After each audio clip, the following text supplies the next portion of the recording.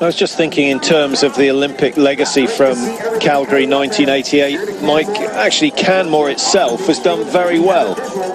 It has, and when you look at the Canadian biathletes at the Junior and Youth World Championships over the years, they've had so many podium positions. They don't always translate that into medals when they turn to seniors, but this legacy, they've got all the great little club heartbeat that they have here. That they do it so well, develop their athletes so well, with medals at the first Youth Olympics as well, but not always translated into senior performance. And do you think that's purely investment? Because at the junior level, investment isn't such a big factor. It's more about opportunity. At senior level, if you don't have the team supporting you, providing the kit, preparing your skis, and of course the top world-class coaches, you're going to fall away. It's fascinating me. I don't know the answer, to be honest, because if you're creating the top level or medal winners at a young age, up to the age of 18, then you've created a great foundation.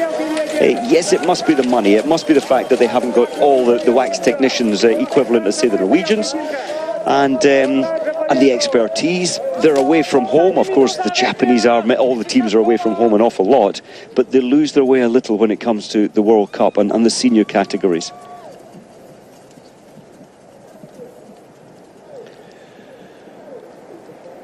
So Granichev still out front. Eberhardt tucked in behind him.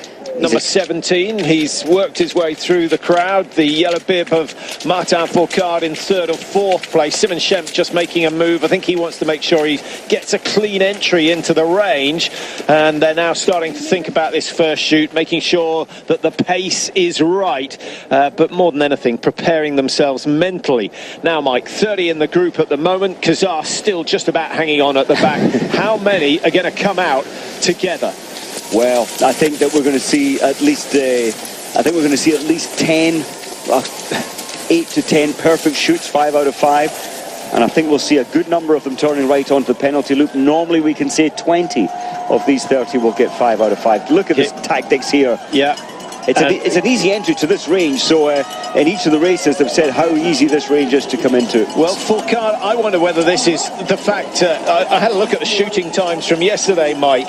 In the pros, Simon Eder, 18 seconds the shoot itself, 35 seconds the range time. Martin Fourcade, 29 seconds the shoot itself, so 11 seconds slower, and 12 seconds slower in terms of range time. I think he's just trying to make sure that he uses up some of that preparation time before anyone else gets in there. Look how slow he is, Fourcade, and maybe that's why he buys himself a little extra time. He just neatly gets into his position, gets all the tension out of his body before he dares let one go. Well, he had the rifle stock in the shoulder at 41, and still the first target hasn't gone down. The first one's gone wide, 13 seconds, and it has not paid off. And now that must be Simon Eder who clears 5. Rapid shooting again from Simon Eder. It is sensational. Really exciting athlete on the tour. So much for 10 going clear. Fourcade's missed 2, Schempp has missed 3, Schapoulin's missed 1. The top 3 in the world all throwing shots wide. Who has gone clear? Dessieux has hit 5 out of 5. That's a cracking shoot from him, and we'll put him into a good position. We've got Kazar, who's been at the back all the way through, is suddenly going to go from 30th up into the top 15, I think. There he goes in the orange. He's gone into 4th. Brilliant performance from Kazar. Well, good for him. I mean, that's a big surprise. The shooting scores, I had expected 8 to 10 to shoot the perfect score. Just shows how difficult it is today to get these targets down.